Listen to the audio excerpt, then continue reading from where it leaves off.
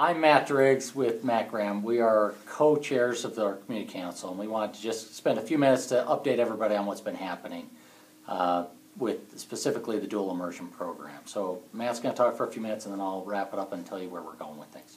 So to give you a little bit of background of why we're having this conversation today, many of you will recall last spring Dr. Bates came as a representative of the district and kind of gave us an ultimatum or a charge. He'd been hearing lots of complaints about the dual immersion program and some of the things that were happening with it. And so as a community council, we responded to that letter.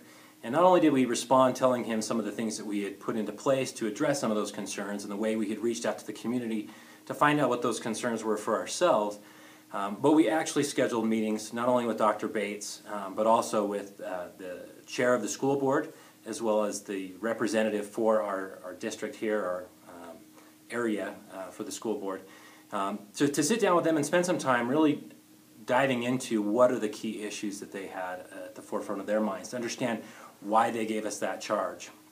And a lot of that happened over the summer. Along with that, once we heard their concerns, one of the things that we were hearing was an issue with the fact that some people felt that there was kind of a two-tier education happening here at William Penn.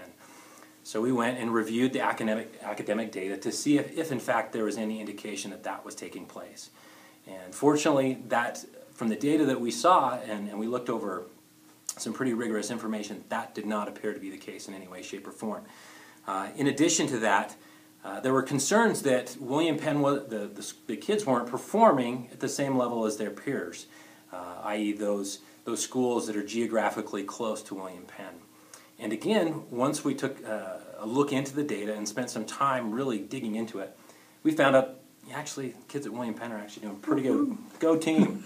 Along with that, we wanted to make sure that we still addressed the concerns at the district level.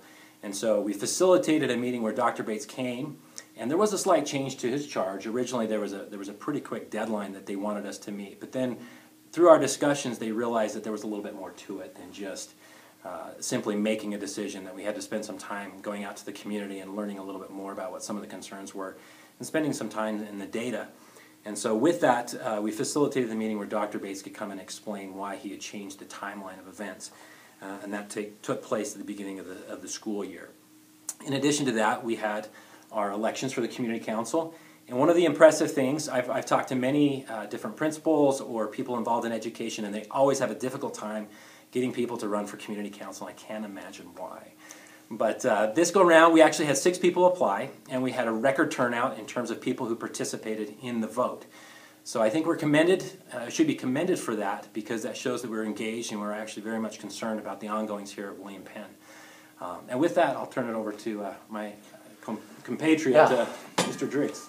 Basically, after that meeting, we sat down as a community council, and our first decision that we made that very first meeting was to put together a timeline.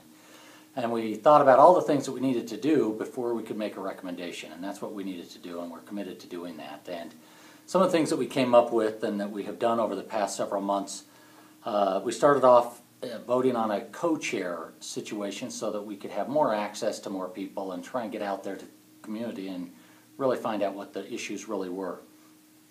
We started developing a roadmap of the types of things that we were going to investigate and find out. Over the past several months, we have put together meetings with several members in the community and those people that have cared about the issues. We've talked with them personally, we've done focus groups, we've put together surveys, and our plan, after we have gathered all this information, is to get the results of all the information back to you so that you can make some good decisions here and help us make a good recommendation back to the district. So what will be happening here in the near future is we're going to be putting together a data sheet that addresses all of the specific issues, or as many as we can, issues that relate to concerns that people have about the dual immersion program. We're going to try and spell those out as best we can based on the information we have. We've also gone ahead and obtained a teacher survey, and the teachers have responded to many questions regarding the program, and we're going to provide that information to you as well. along with as much information as we have regarding academic performance and what's happening with our school and our kids as well. So we're going to get that to you hopefully in the next month or two with a survey. It's not a vote. We're not doing anything like that. We're basically trying to get feedback from you as to what the community wants with regards to this program. And we will take all of that data, the teacher survey, the information that you provide, the focus groups, everything that we have, and our goal is to have a final vote or a final recommendation made in the Community Council in May. And at that point, we will give that written recommendation to the district after we have a Community Council vote. So our hope is that you, whenever you can, feel free to call either one of us, talk to us, tell us your feelings, tell us your concerns, and we are honestly doing our very best to do what is best for our kids and for the whole community as a whole. And we appreciate everybody's involvement. So thank you so much. Again, we just wanted to give you a little bit of update on what we've been doing as a community council.